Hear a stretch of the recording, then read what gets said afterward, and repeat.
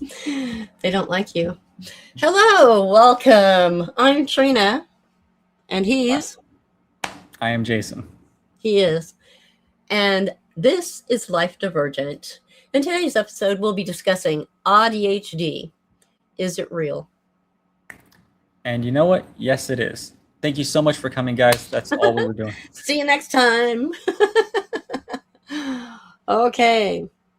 Really, we're going to go into it more than just a simple answer because it is more than just a simple answer. I've oftentimes made the joke, if the title of your podcast or your video or your magazine or whatever is a question that Article. could be answered in one word, don't ask that question. Name it something else. So we're doing this because it's applicable. It's real. I still find it amusing. He's amused. I'm Yes. amused at his amusement. Right. All right. Along the lines of nothing I was just saying,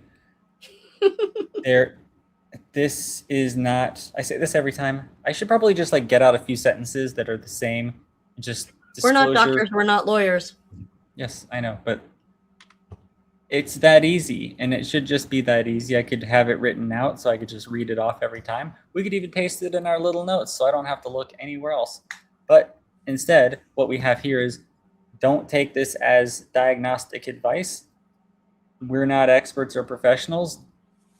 The goal of even having a disclosure is to let you know you are not allowed to hold us liable or accountable for anything legal, medical, or any all.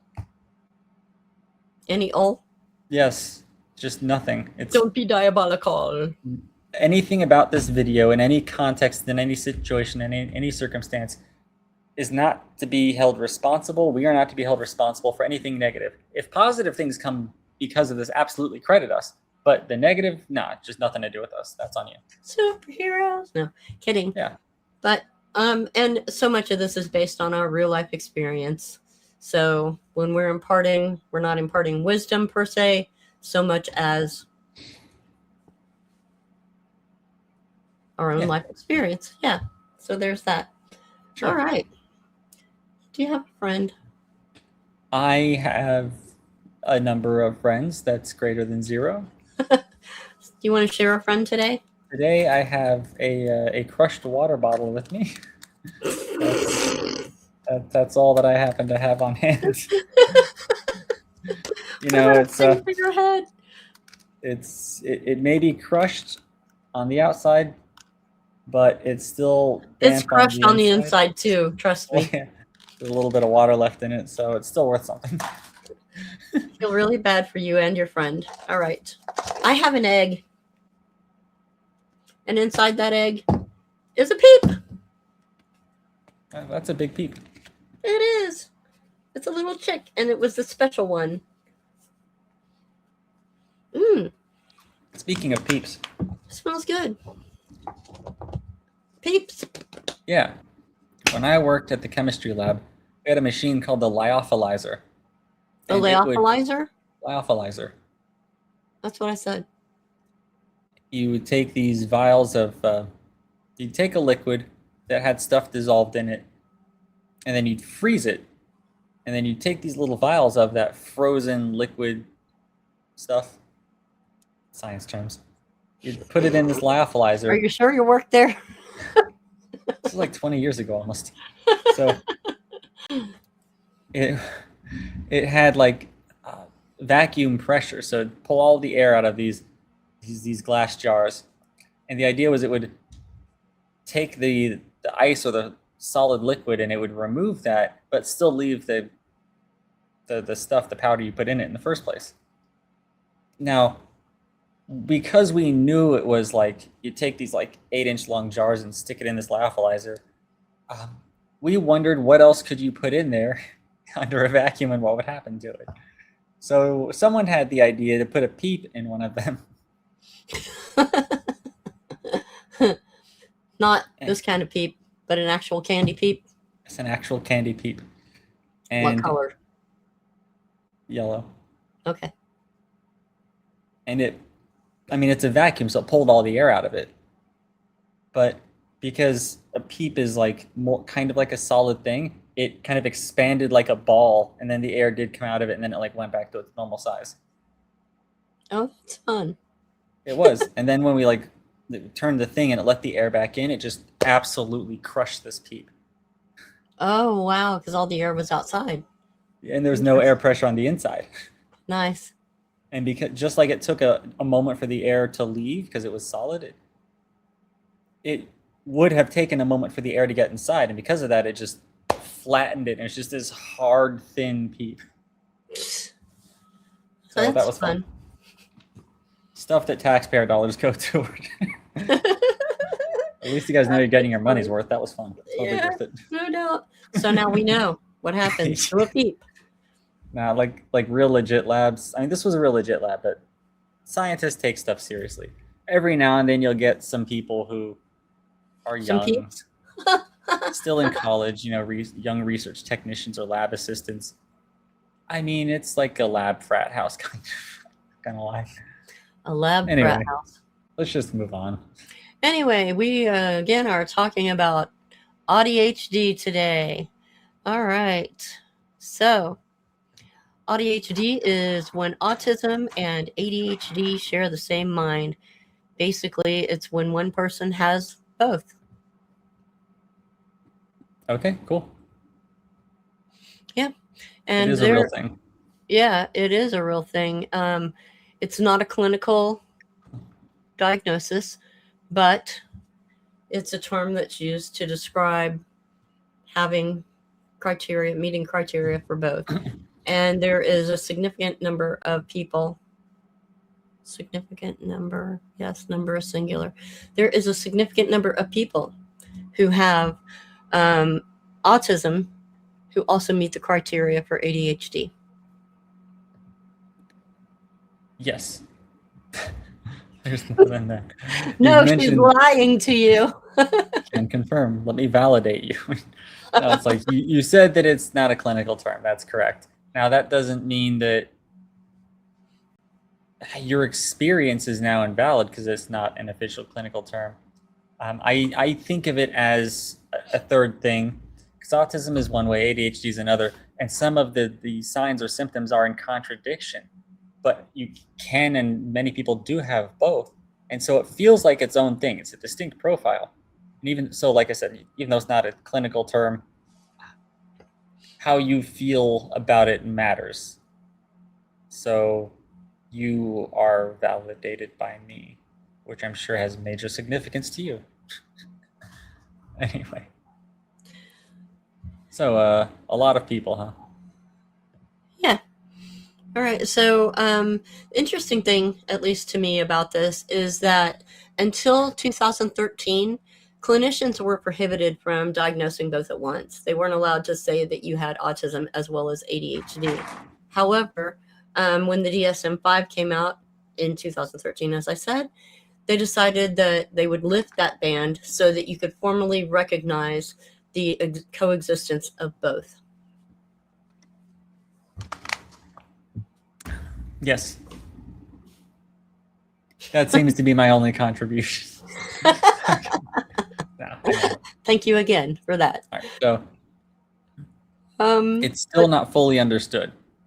Yeah, right. Autism, ADHD altogether. There are overlapping genetic factors, research is currently showing. There are some differences in like executive dysfunction. There are common patterns with brain connectivity at a neurological level.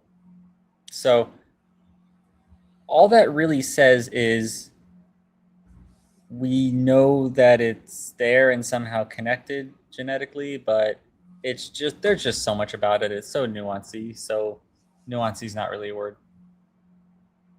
I thought when we would talk about this, I would sound more legitimate and professional, but this is just me, so whatever. This is just us. Yeah. Yeah. So it's behavioral, it's neurological, but as Jason said, they're still doing research to determine how they are connected. We do know that there's overlap in symptoms. We also know that there are a lot of things that contradict each other, which makes having both of these very difficult to deal with at times. Yeah, it, and it can be frustrating because of, well, I mean, we'll get into later the different contradictory ideas that still apply.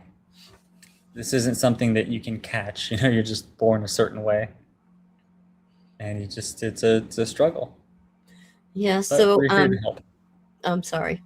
Not like officially like clinical psychological help, but to maybe help you feel like you're connected to other people through our own experiences.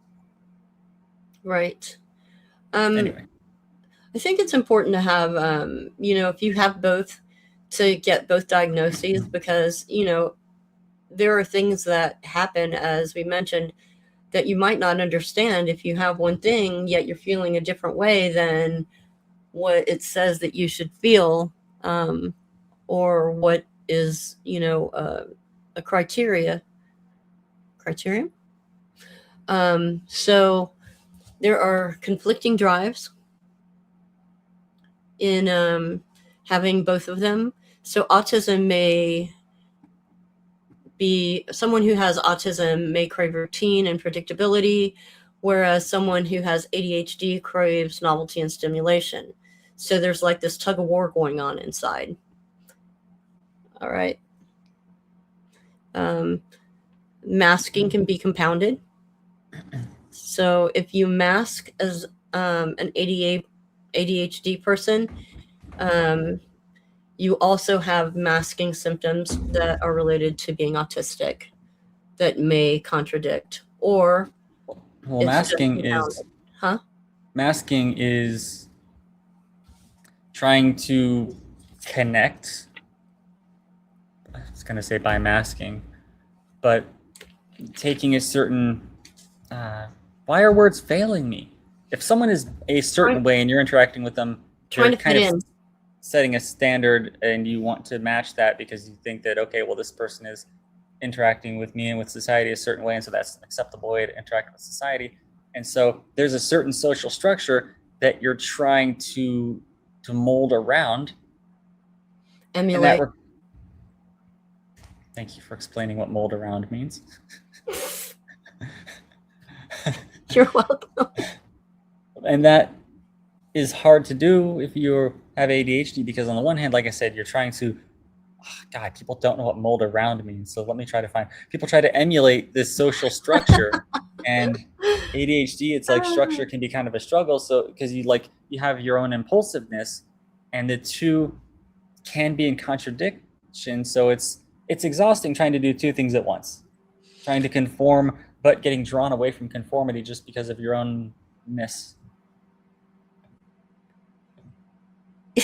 Yes. Uh, You see, he said he was having trouble finding words today, and I try to help him, and what did he do? He bust my chops. I'm never going to give you another word again. All Listen, I right. said I was having trouble finding words. That's plural. You provided one word. Well, then, there can be more. Yeah, Maybe. I appreciate it. Sure. No problem. All right. Did you cover diagnostic challenges? Because I kind of zoned out there. Because I was uninteresting. Okay. Very good. Okay. So, we are going to kind of briefly go over a few. Is this what we're doing now? Signs of AuDHD. You ask me a question and then you just state. All right. So, Right in the speaking middle of a sentence? of I did. questions, like on the topic of questions, um, I suppose if this were a YouTube video, this is where I would say, don't forget to like and subscribe and leave a comment below, something like that. But The nonsense. Okay. So that you know, just in case you don't know, we are neurodivergent individuals, and so we struggle. And we don't script any of this. I bet you're surprised by that. I was just thinking if anyone's actually surprised by that at this point. We have questions for you. Yes, we do. Because I We have what? know we know that some people might not have connections with people like them. And so listening to this podcast or watching this video or others is a nice way of connecting with people for the first time. So have some questions that you could throw some answers out. Talk about yourselves. Like, how the hell do you handle the need for structure and the need to not be constrained by structure? Because I have not figured that out. I do not handle it. It's just constant chaos. But maybe you people out there, maybe the viewers/listeners feel the same way and don't know how it happens. Or maybe you do have something that works for you and want to share that information. Yeah. Let us know how you handle that need for structure and the need to not be constrained by structure. Excuse me while I just reread the sentence or question. Yeah, I struggle. I don't know. I try all my ADHD helps, all my autism helps, but again, they contradict. So it's really difficult to do both at once. But maybe you guys have figured something out that you can share with us and other viewers as well. And don't worry, we won't take it as medical advice and hold you accountable. No, we won't. We're asking for your personal experience. Okay, so how much time has elapsed between your two diagnoses? So if you were diagnosed with them at separate times, I feel like I'm just restating what I already said. Sorry, I'm not trying to. I was literally thinking that. But, huh? I was literally just thinking that. I bet you were. For those of you who don't know, Jason is my son, meaning I'm his mother. So we're going to have some connectivity. Anyway, so how much time has elapsed between your two diagnoses, and which one came first? And what finally connected the dots for you? What made you think, oh, you know what? I might have another condition as well. Or was it your doctor who led you to that? We really want to know. When you say it like that. I really do, though. I am curious. Everyone's different. So, the other thing, if you want to leave a question or just think to yourself. I want you to read that question. I'm going to. Okay. Does having a name like AuDHD change how you understand your own experience? And by that, I mean, like, do you feel like your experiences are now understood having the name like AuDHD presented to you? Because I needed to just repeat what I said with different words. We're so good at that. Yay. I was doing that to parody anyway. So, but like my answer to the question, does having a name like AuDHD change how you understand your own experiences? No, it doesn't, because I'm just different from everyone else. Everyone else is different from each other. We're just all different. My answer is no. Like, obviously not. He's answering for himself. Do you think I'd speak for you? Is that from the Breakfast Club? It is, yes. Outstanding work. Thank you. All right. All right, so that was from Dogma. Everything's a reference, but I'm done talking now because I'm just constantly like, what the F is wrong? Forever? You're done talking now?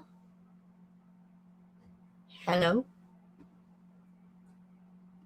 Okay, so let's move on to signs of AuDHD.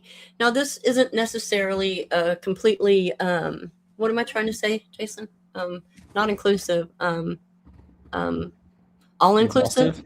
Non-exhaustive? Huh? Non-exhaustive? Thank you. It's not an exhaustive list or a non-exhaustive list of signs of AuDHD. Guess what you just did? What did I just did? You said words. I know. Okay. So let's talk about these. All right. So as we kind of touched on a little bit, you have conflicting needs. So routine and novelty pull at you at the same time. You crave both structure and spontaneity. Are you going to say more words, Jason? I am, but I'm going to look up if it's actually pronounced spontaneity or spontaneity. Really? Yeah. Spontaneity. Have you heard it pronounced differently? Nope, I just decided to make this up. Oh my goodness. Who are you going to believe? Some Yahoo or your mother? Neither is correct. Spontaneity. Oh my gosh, are you kidding me? Checking another source. I don't want that to be right. I want to hear spontaneity. Spontaneity. I want to hear the thing. All right, while he's looking that up, let's talk about sensory overload and boredom. So you can be overwhelmed by input, yet unstimulated. Quiet feels loud, calm feels restless. It's crazy. Okay. You have a whole jumbled experience going on. All right. So listen. All right. Google says, I don't know if it's Google AI, but it says spontaneity, which is weird. I've never heard of that. But an actual like YouTube video of some pronouncing people said spontaneity. Thank you very much. You're welcome. Very little. Oh, rude. I didn't Okay. even mean to say that. I'm sorry. It's okay. I thought it was amusing.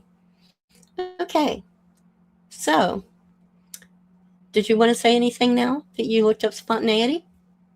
See, because I was doing that, I have no idea what you said or where you left off. So Okay, I'm at number 3. But by the way, so that you know, the video or our episode prior to this one was about grammar and punctuation and such.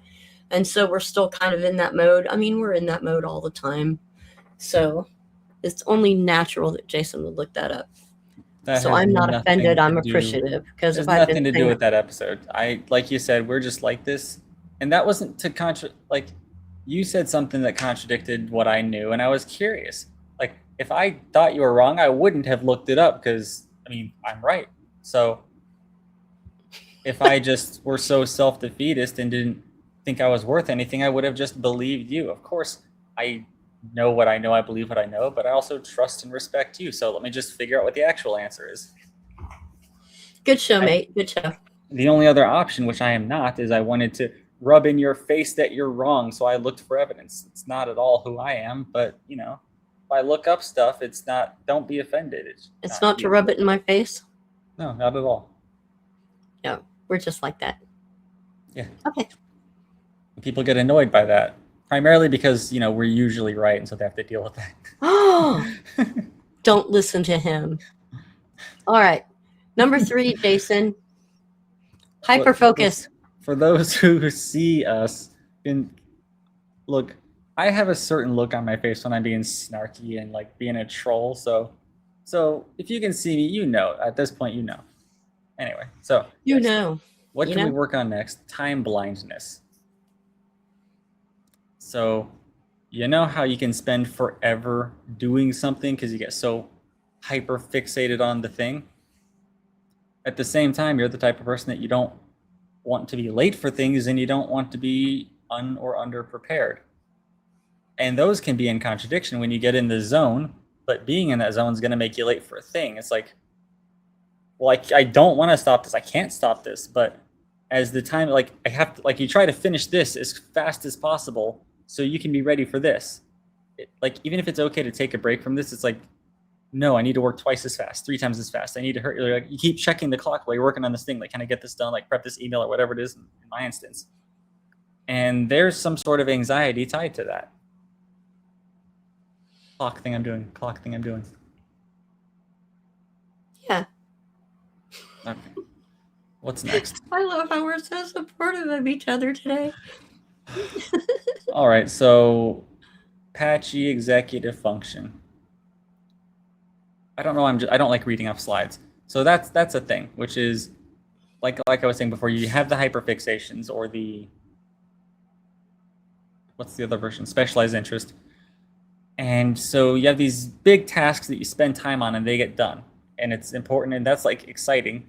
And you're driven to do that. But then there are other things that don't happen, like brushing your teeth. That may just not be a thing that. Why did that happen? Oh, I was showering also. I did see that you were. And then I showered. Okay, so when you don't never do the motion for brushing your teeth. No one should ever do the motion for brushing their teeth. Ever. ever. No one should pantomime teeth brushing at all for any reason. My greatest apologies.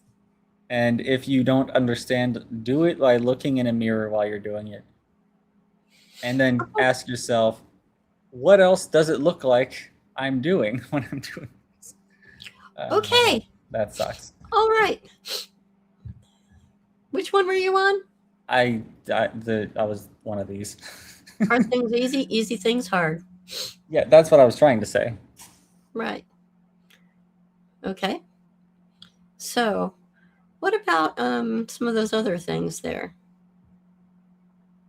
It's your turn. It is. Um, should I go to shifting intense interests? Sure. Okay, so when you have an intense interest, it's all consuming, it's a passion. But when you have both of these things, you'll have deep, all consuming passions that rotate. Sometimes they overlap, sometimes they vanish because you get so hung up on hopping from this thing to that thing to this thing to that thing. Um, and that can be very unproductive. And that's all I have to say about that. I want to talk about rejection sensitivity next. And this is going to be our next episode. But for now, it's real or perceived criticism that lands very sharply and lingers long after. So it's not something, if somebody criticizes you, it's not something that you get over right away. It can go on for days. You can ruminate. I mean, just sit and fester. Oh yeah, it happens often. I would say multiple times a week, where I just kind of remember things like that happened 30, 35 years ago. And I Yes. cringe and say, I hate myself. Why the fuck do I even bother trying to do things if people are just going to respond a certain way or if I'm going to feel awkward about it? So it's a whole thing. But we have a whole episode for that. Yes, we do. So for now, how about masking exhaustion? We talked about masking a little bit earlier. But Yeah. It sort of ties into a person's like a social battery to a degree. mm-hmm. Because, masking is difficult because you're trying to act like you have a trained skill or experience when you're not really able to do that. And it just takes a lot to be able to, and it can take hours or maybe even days to recover from just everything you have to put into pretending like you're quote unquote normal. Right. And then this kind of ties in also a little bit with the hyperfocus and the burnout. So you do your hours of deep dive followed by long crashes. And so you can also experience those long crashes from having your energy drained from the masking with your hyperfocus as well, which makes it doubly damaging. Ooh, alliteration. Okay. You reminded me of a joke. Tell. Is it appropriate? It's appropriate. Tell. Are you sure? I'm sure. I heard that the population of Ireland's capital is growing. In fact, it's Dublin. Okay, carrying on. That makes me happy. That was good. All right, so stimulation paradox. So you need more input than most, but you're overwhelmed faster than most. So it's like the more stimulation you get, the more you're overwhelmed because you have the autism, and you have the ADHD. So it's just a complete cluster. That's all I'm going to say. Okay. I'm not going to finish that word. Sounds good. All What right. word? Cluster? What comes after it that starts with an F? Okay. And the last one, Jason. Of Inertia? these? Yeah. Yes. An object at rest stays at rest. An object in motion stays in motion unless acted upon by an outside source. So how do you have inertia in both directions, Jason? Well, Why do you look annoyed with me? I was looking at the camera I just was because my giving like eyes a were so physics squinty. definition and trying to be funny, and you're just like, well, how do you have it in both directions, Jason? Didn't say it like that. Well, no, I have Okay, rejection sensitive dysphoria, so so basically, I can explain double inertia. go All right, ahead. so it's hard to start tasks. Like a good example. Sorry, coughing, not the Pokemon. Thanks for clearing that up. I So wasn't sure what you were doing. listen, starting a task can be a struggle. Like some people might put off cleaning the house for like 6 months, and then when they do, it's like they can't stop doing that. That's like all of a sudden that fixation for that day, and they have to do it. And what's interesting is that can even be a detractor or a deterrent for starting the task the next time. It's like, well, if I know I get into this, I know when I get into this, I'm gonna get into it. So, I can't just do the thing for 10 minutes. Like, you can't just say, well, let's vacuum this one room. It's like, I'm gonna clean everything that anyone could possibly clean in anyone's entire life if I start this one thing right now. So you can take it both ways In both directions. at the same time. Yes. All right. Now, just really quickly, we have some inconsistencies now that we've covered those. Let's just go over a couple of incongruencies that might be a little more, I don't know, easy to understand or just fun. I think they're fun. Do you think they're fun? I do. All right, let's have some fun. All right, the first example is called mess stress. So this is when you hate messes, like I do. I hate messes, I hate messes, I hate messes. But my executive dysfunction, so the hating messes comes from the autism, the executive dysfunction comes from the ADHD. And so because of my executive dysfunction, I'm unable to clean. So I'll sit there and stew in my own juices of hatred, self-hatred. Hatred. Did you say I should? I don't know what I said. Okay, moving on. What's next? We have shut up.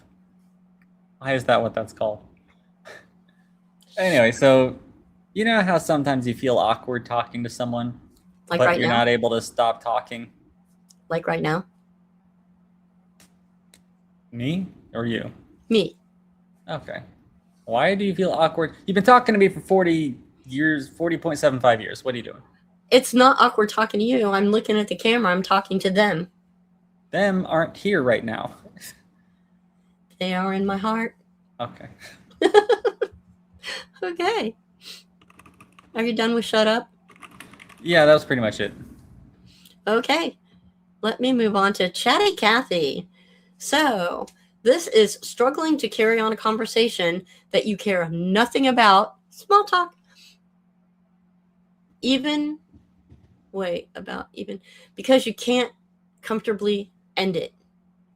So you don't want to be in the conversation, but you stay in the conversation because you don't know how to get out of it, which sucks. Do you have anything to add to that one?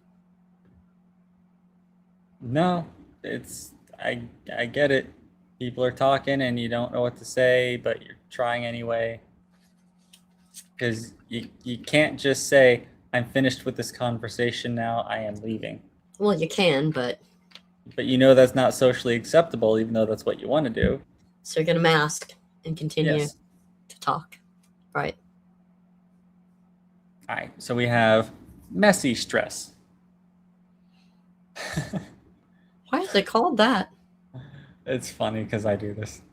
You volunteer Me to do too. fun stuff in the future, knowing full well you should not commit to future plans. Yes, because when that future comes up, you might be sleeping for 3.5 months. I get so optimistic. Like, yeah, if I plan this far in advance, of course I'll be free to do that. That'll be great. And the closer you get to that moment, it's like for me, it's like less than 10 minutes after I said that I commit to this plan, I have no interest in doing it. Then I dread it all the way up until I really shouldn't have said this. Yeah. I find myself hoping and praying that it'll be canceled or, someone else Oh, will for cancel sure. it. And then, it's like, oh, so sorry to hear. Maybe we can try it again another time. I And saw a then meme that said, open yourself up for nonsense again. What? yes. There was something I saw. I saw a meme that said, I put the no in I'll let you know. That's Yeah. fun. So you just don't commit to something so you can back out of it. I hate when people do that though. Yeah. Non-committal. I'll see what I'm doing when we get closer to that date. No, you make a plan, you fool. Oh, that was So rude. I didn't mean to call somebody names. the thing Sorry. is, I agree with that completely. But there's also something else I learned about boundaries. If you're frustrated with someone because they're being non-committal, that's not the person for you. I mean, that you need to just move on with your life and stop waiting for that person, because then what, your happiness or whatever's dependent on them, friend or partner or whatever. So no, just if they're not willing to make commitments to do things, just go about your life without them. That's And that's you why know we're alone. We as in me. well, the truth of the matter is I'd rather be alone than settling for BS. True. So true. Okay. Anyway, that's probably the most real thing I've said on this entire podcast. Well, that's good. I like it when you're real sometimes. All right. The eye of the storm. Why did you just tack on the sometimes right at the end of that? It was like a sincere moment between us. You're like, I like it when you're real sometimes. Then you just brush past it. Because that's the first word of the next thing.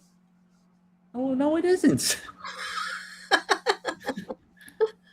I was just kidding. Okay. Okay, so the eye of the storm. Being a chill person, yet having a mind that races constantly, making you anxious. I'm pretty chill. I know you can't tell, but I'm masking and stimming and So masking. weird. What? I said that's so weird. Weird's not a bad word, by the way. No, it's not. That you're chill, but you have the constant races that make you anxious. Yes, I always think I'm a chill person. Like, I guess I equate that to being a person who doesn't like conflict. I don't start conflict. I'm very agreeable. Some people could see that as being a people pleaser, but I'm not. I don't find myself being a chill person at the sacrifice of myself in any way. But yet my mind just goes bonkers constantly, and I know that I have anxiety and I'm anxious, but I'm chill. You know, What do I know? all the things. All the So things. to a degree, I'm the opposite. I maybe it's the autistic part of me, but I don't have a problem with confrontation. It's like even in social settings, there's no awkwardness at all for me for contradicting someone if I don't like the approach they're taking or I think they're wrong about something. Butting heads, that combated, I don't care. Sometimes I thrive on it, and I don't like actively pursue it, but I just If it that's comes why up. I remember seeing a TikTok about it's from a self-aware narcissist who was talking about narcissistic personality disorder and how they try to manipulate people, control situations. And he said that people who are narcissists, they don't like autistic people because they don't know what the hell they're thinking. Because autistic people don't have emotions in the same way. They don't have a problem standing up against the people who are being narcissists and trying to control the situation by using their own manipulation or trying to put people in socially uncomfortable situations to get their way. They just say whatever the hell they want. And I don't know what to do with it. So that was his perspective. And I'm like, I know a guy who's well loved in certain Discord and streaming communities who's like that. And he and I kind of butt heads, and it doesn't really bother me, but I can tell it kind of bothers him because he's just not used to that. Everybody loves him. Anyway, so I have no problem with that. That's my point. And a little off topic, but that's okay. I made you say that because of something I said, right? Yeah. Yes. All As right. part of the difference between Racing your thoughts. well, yeah, you talked about being in chill racing thoughts, and you brought it more personal to you about Yeah. not being confrontational. And then I'm like, oh, I'm the opposite because yes, I get that being chill, lots of thoughts going on. except if you say something that's wrong or you're being a little bit of a Oh bully and yeah, pushing people around, well, we're going to have a problem. yeah. You Uh, are a chill person too. It runs I in the don't know if family. you're being sarcastic. Yeah. I'm being serious. Well, for anyone who saw the last video or watched the last podcast about, I had a mini rant at the end of it. So whatever chill you think I have just disappeared in that moment. Anyway, so Anywho, and another thing, speaking of chaos, binge worthiness. yes, I like bench worthiness. You binge on a project, and then once the novelty wears off, you're that hyperfixation, whatever you want to call it, is over with, and you're in a sense done with it, but you still enjoy it. And like there are certain things for me, I keep telling myself, yeah, I got to get back to that. I want to get back to that. I was enjoying it, but because it's not the current fixation or the current special interest, it just never happens. Even though I want to, it's like I like it, but it's not a need. It's it would be nice.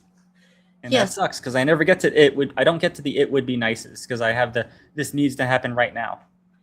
yeah, and it can be difficult when like it said, the novelty wears off. So there's like, okay, there's always something to learn, but with respect to what you're binging, it's like, all right, I already have all this information now.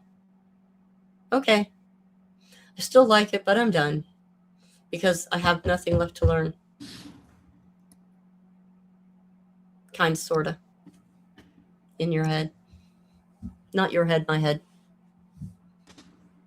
That is all that I think we have to say I today. think that's all we have to say. But go back to those questions that we brought up in the middle of the episode and answer them for us, please. If you're on YouTube, put them down in the comments. And we are setting up a fan mail thing so that you can answer them on our podcast as well. All Fan right. mail? Yeah, I haven't told you about that yet. Okay. It's a thing. Okay, so is there anything else we need to say besides wrapping up with our saying what we're going to be covering in the next episode?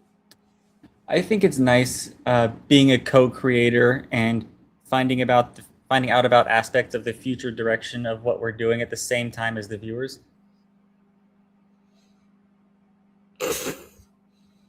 Whoops. And or listeners. I forgot. Mm-hmm. Mm-hmm. Something that Mm-hmm. was just said made me think of it. I have like a whole list over here of things to discuss with you. But someone took a nap. Yeah, I was tired because I ran out of medicine that helps me stay awake. Okay. And I didn't want to be a sleepy blob on this podcast when my participation I thought was important and relevant. But clearly nothing about me is important or relevant. I'm joking. I forget people can't see me. They just hear this pseudo-serious voice and think, wow, he's got Oh, really yeah, upset. that's right. Not Yeah, I'm not. everybody is Yeah, watching a I'm not video. actually upset. Right? I'm never serious about anything in life. None of me is real. He is serious about a lot of things. However, when it comes to the two of us, we're pretty chill. Yeah. Yeah, I don't really care. I'm not offended or disrespected or anything. It's whatever, you know? Okay, so in the next episode, you're about to, did you just feel this? We're going to be discussing rejection sensitive dysphoria. All right, hope to see you. I'm doing quotation marks. Hope to see you then. Indeed. Bye. I'm looking forward to that as well. It's going to be an interesting topic. I feel like it's a departure from what we've done, and we can get into that when that happens. So, farewell.